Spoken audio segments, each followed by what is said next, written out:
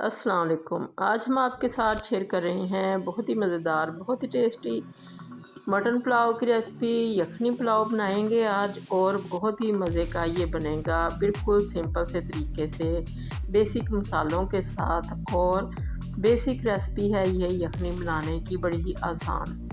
तो बिल्कुल सिंपल से तरीके से इसको हम तैयार करेंगे।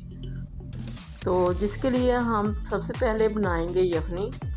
इसके लिए हमने ये हाफ़ के जी गोश्त लिया है मटन का। इसको हमने डाल दिया है पैन के अंदर। अब इसके अंदर हमने ये गोल मिर्चें डाल दी हैं, सुरख वाली 5 से 7 हैं ये। और ये 1 टेबल स्पून नमक है। और ये हमने फेनल सीड लिए हैं, सौंफ है ये 1 टेबल स्पून। और ये है 1.5 टेबल स्पून साबुत धनिया, 1.5 टेबल स्पून।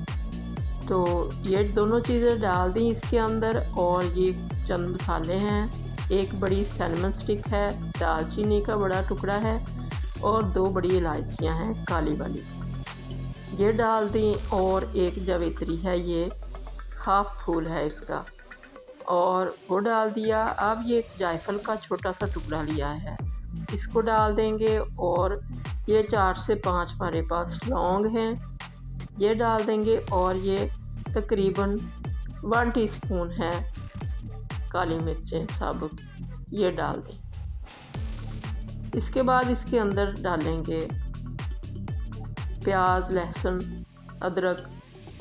तो ये हमने लहसुन लिया है, 5 से 6 हैं ये जवे, बड़े बड़े हैं। ये 2 बे लीव्स हैं और 1 इंच का टुकड़ा है अदरक का, इसको हमने मोटा मोटा काट लिया है। और हाफ हमारे पास प्याज है, छोटा एक प्याज ले लें या बड़ा है तो फिर हाफ ले लें। इसको बड़े टुकड़े काट के इसको डाल देंगे।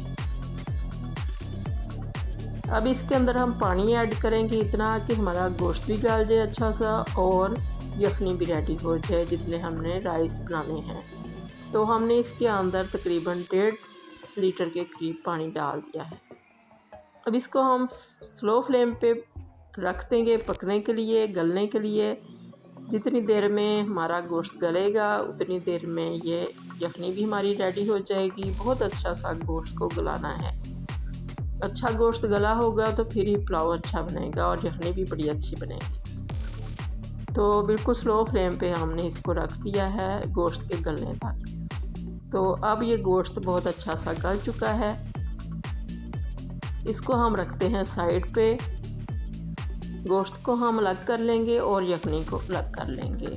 यह हमने हाफ लिया है कप ऑयल का और इसके अंदर एक छोटा प्याज रफली चॉप करके डाल दिया है। अब इसको हल्का सा गोल्डन ब्राउन करेंगे। अब इसके अंदर ये हमने मसाले ऐड करने हैं। 2 हैं इसके अंदर बादियान के फूल और 2 सब्ज़ इलायचियाँ हैं, 2 से 3। तो अब इसके अंदर हमने ये डाल दिया है ज़ीरा और साथ में लहसुन का पेस्ट है ये, इसको भूनेंगे। और अब इसके अंदर हाफ कप दही ऐड कर दिया है। अब इसको अच्छा सा भून लेंगे। जैसे ही इसका पानी ड्राई होगा, और नमक भी हमने डाल दिया है हस्बे ज़रूरत। और ये हैं वाइट मिर्चें।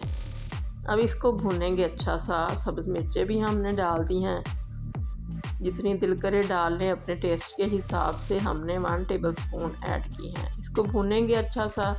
जैसे ही इसका पानी ड्राई होगा, इसके अंदर हम गोश्त जो है उसको निकाल के डाल देंगे और जो यखनी है इसको छान लेंगे। उसके अंदर जो बाकी साबुत मसाले थे उनको हम फेंक देंगे और यखनी छान के रख लेंगे, इसके अंदर यूज़ करेंगे। अब इसको अच्छा सा भून लेंगे। जैसे ही ये भून जाएगा, इसके अंदर हम यखनी ऐड कर देंगे। तो गोश्त भून चुका और यखनी ऐड कर दी है। अब इस स्टेज पे चेक करना है कि हमारी यखनी कितनी है और हमारे चावल कितने हैं। चावलों के हिसाब से थोड़ा सा, अगर यखनी कम लगेगी तो पानी ऐड कर देंगे। और फिर जैसे ही इसमें उबाल आएगा, गोश्त चूँकि गला हुआ है, तो हमने जो आधे घंटे से बासमती राइस वॉश करके सोक करके रखे हुए थे उनको ऐड कर दिया है। ये हमने 3 कप लिए हैं चावलों के। तो इसको अच्छी तरह से मिक्स कर देंगे और पकने के लिए रख देंगे।